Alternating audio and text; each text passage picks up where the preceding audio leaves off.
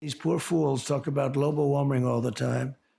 You know, the planet's going to it's going to global warm to a point where the oceans will rise an eighth of an inch in 355 years. You know, they have no idea what's going to happen to weather. There is one person who doesn't know what is going to happen when it comes to climate change. And based on what I just heard right there, it's Donald Trump, actually. Now, I know that few of you are going to watch a video of Donald Trump talking about climate change or virtually any topic and assume that he's stating accurate things or understands the science or whatever. But just in case, the concern is very, very, very much not that the oceans are going to raise an eighth of an inch in 355 years. That's not at all what the concerns are about. And in fact, I just thought it was an awesome coincidence that earlier today, one of the chiefs of the Secretary General of the UN put out a statement saying the ocean is overflowing. It's a crazy situation. Rising seas are a crisis entirely of humanity's making, a crisis that will soon swell to an almost unimaginable scale with no lifeboat to take us back to safety. The concern is about so much more than an eighth of an inch, and we are already seeing the devastating impacts, perhaps nowhere more so than on our coasts, of climate change. But that said, Donald Trump has a lot more misinformation to spread about climate change, and I want to make sure that we rebut it. So listen to this. The biggest risk today, you know, when I hear these poor fools talking about global warming, they don't call it that anymore. They call it climate change because, you know, some parts of the planet are cooling and warming. It didn't work. So they finally got it right. They just call it climate change. They used to call it global warming.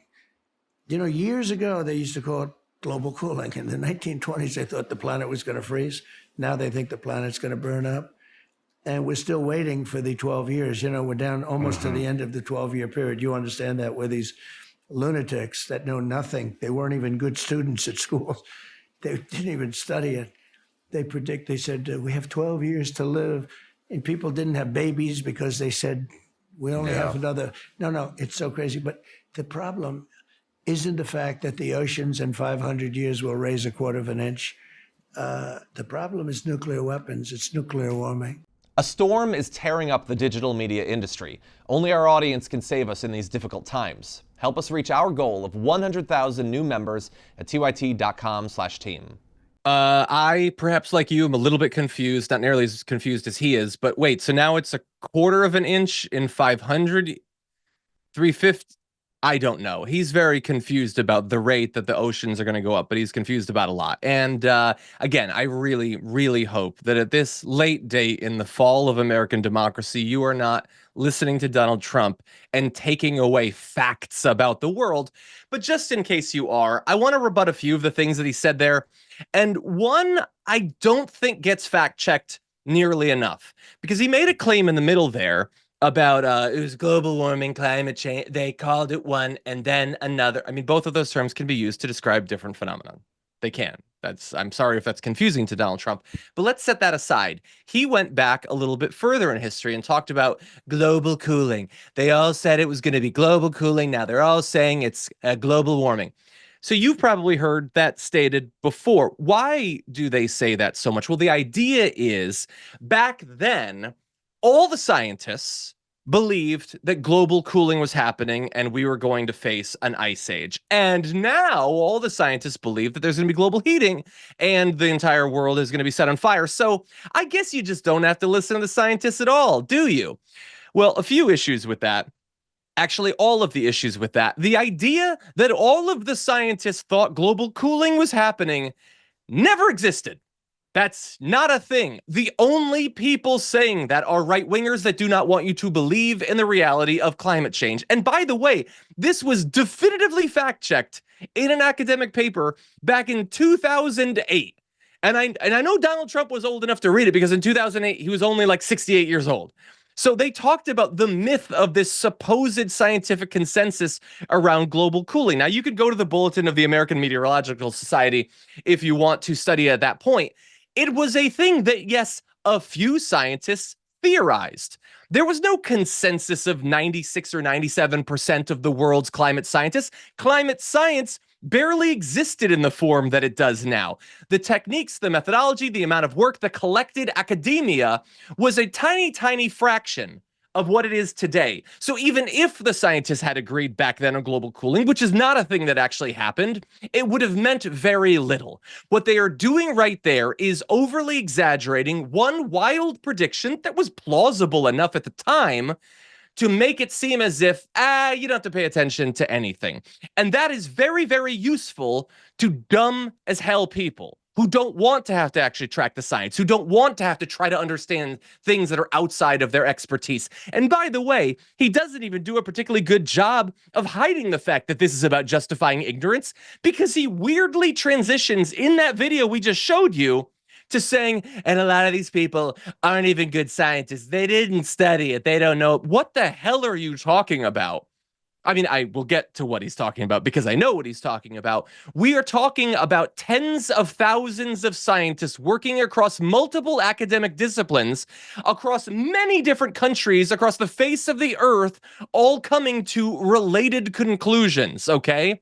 Now, a few being paid by like big petrol or whatever might believe differently, but the scientific consensus is incredibly clear. There are many of them quite good students, and they are people that in fact have studied this. Now, Donald Trump, we all know, was not much of a student, which is why back during his initial run for the presidency, he had his lawyers threaten universities that he would sue them if they ever allowed his college transcripts to come out. Now, it might be that Donald Trump is just such a humble genius that he doesn't want everyone to see his straight A's that he had or whatever.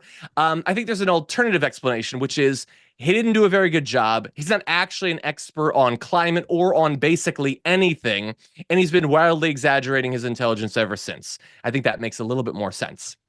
Setting aside the global cooling, our concern over climate change is not just about sea level rise, although that is a significant concern, particularly for people who are going to be directly impacted by it, and not just, like, I know that they want to simplify everything to the lowest possible level.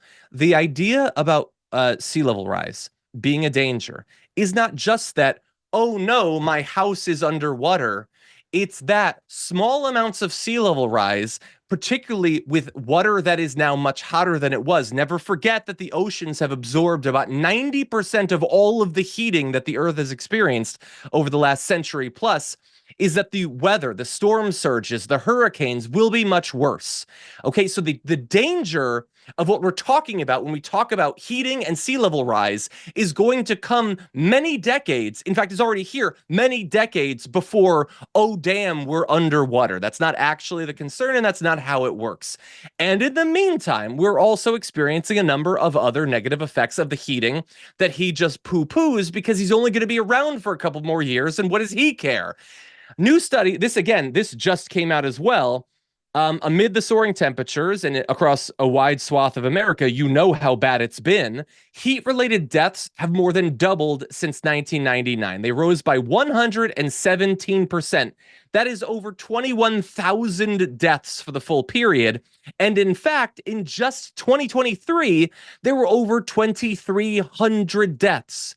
And a lot has changed since 1999. A lot more people are dying of heating, for one thing, but also you would think, especially in areas of our country where there are these major heat waves, aren't we better prepared to deal with them now? With AC, and we've got the heat pumps, and we've got the mini splits and all that. No, regardless of the technological innovation and all of that, more people are dying. Last year was the highest on record. That's not generally how you want things to work if you're trying to rebut the idea that there's a negative trend going on. But that, in fact, is the way that it's actually going. Again, it's wasted time at this point to try to explain to this dim-witted octogenarian how climate change works. But I think many of you probably care about what is true. And so that's a little sampling of why we're worried about it.